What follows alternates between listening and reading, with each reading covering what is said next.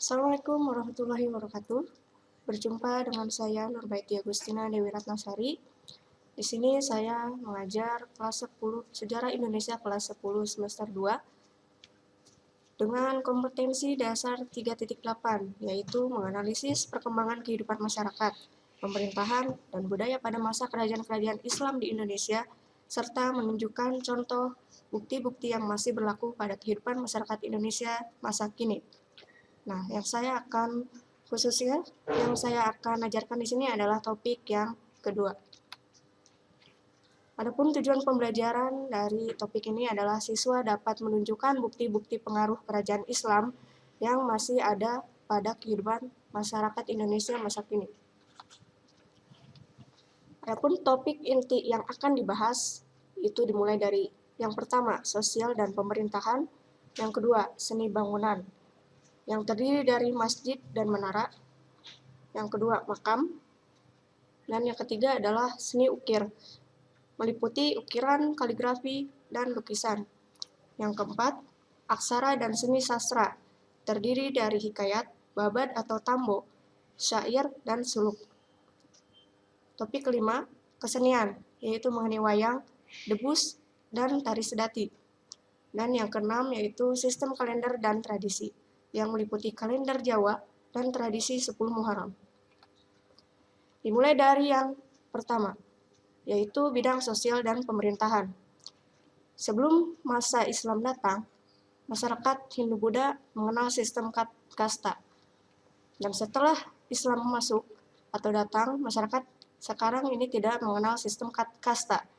Dan hal itulah yang menyebabkan bahwa Islam dapat diterima oleh masyarakat dengan baik. Yang kedua, gelar raja diganti dengan gelar sultan atau sunan, yang berasal dari kata susuhunan atau yang tertinggi. Yang ketiga, gelar bagi pembantu raja tetap saja menggunakan istilah yang lama, seperti patih, panglima, hulu balang, dan mahamenteri. Nah, perbedaannya antara masa pra-Hindu-Buddha dengan Islam adalah konsep raja sebagai titisan dewa diganti menjadi konsep khalifah atau pemimpin umat. Nah, di sini ada contoh dari Sultan Jambi dengan pakaian kebesarannya. Ya, yang kedua topiknya adalah mengenai seni bangunan. Yang pertama itu ada masjid. Seperti kita ketahui bahwa masjid adalah tempat peribadatan umat Islam. Mari kita lihat gambar mengenai Masjid Agung Banten. Di situ, Masjid Agung Banten memiliki atap yang berjumlah ganjil dan memiliki menara. Nah, menara ini adalah sebagai tempat menyerukan azan. Kalau misalkan pada zaman dahulu itu menara adalah tempat menyerukan azan dengan menggunakan kentongan atau beduk. Itu adalah benar-benar khas dari Nusantara. Nah, Masjid Agung yang berada di kota-kota besar itu umumnya didirikan di ibu kota atau dekat istana kerajaan dan berada di sebelah barat alun-alun. Itu merupakan karakteristik bahwa masyarakat dan penguasa itu harus dapat berbaur bersama. Dan kita lihat gambar kedua, yaitu mengenai Menara Masjid Kudus. Kita bisa melihat bahwa Menara Masjid Kudus itu syarat dengan atau masih kental dengan budaya Hindu.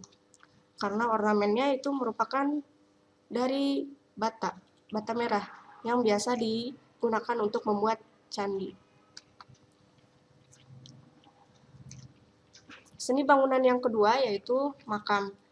Nah, makam pada zaman dahulu, peninggalan kerajaan Islam terletak atau berada di tempat yang tinggi di atas bukit-bukit. Ini menunjukkan bahwa seorang raja atau sunan itu harus dihormati oleh masyarakatnya. Dan makam ini biasanya berdekatan dengan masjid. Kemudian diperkuat dengan bangunan atau yang disebut juga jirat dan batu. Kita bisa lihat contohnya di sini, yaitu makam Sunan Gunung Jati. Itu adalah gambar atau foto dari pintu masuk makam Sunan Gunung Jati. Yang ketiga, seni ukir. Seni ukir ini bisa dibagi ke dalam 3 macam, yaitu seni ukiran, seni kaligrafi dan lukisan. Pertama kita lihat contoh ukiran mimbar Masjid Gel-Gel Bali. Di situ terlihat jelas ukiran berupa huruf-huruf Arab dan dipakai untuk mimbar masjid. Yang kedua, kaligrafi nisan Sultan Malik Al-Saleh. Bisa kita lihat gambarnya ini memiliki pengaruh dari Persia. Ya, kita kemudian lihat gambar yang ketiga. Gambar ketiga merupakan lukisan yang dikolaborasikan dengan huruf Arab. Seperti yang kita tahu, dalam ajaran Islam itu tidak boleh melukis makhluk hidup, baik itu manusia ataupun hewan. Nah, makanya di sini kita bisa melihat juga, meskipun lukisan ini merupakan makhluk hidup, tapi dikolaborasikan dengan lukisan.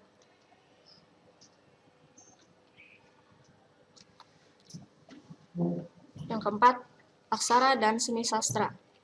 Yang pertama, aksara, huruf Arab dan Melayu atau Arab gundul. Yang kedua, seni sastra, mencakup hikayat, babad, syair, dan suluk. Yang pertama yaitu hikayat atau karya sastra yang berisi cerita sejarah atau dongeng.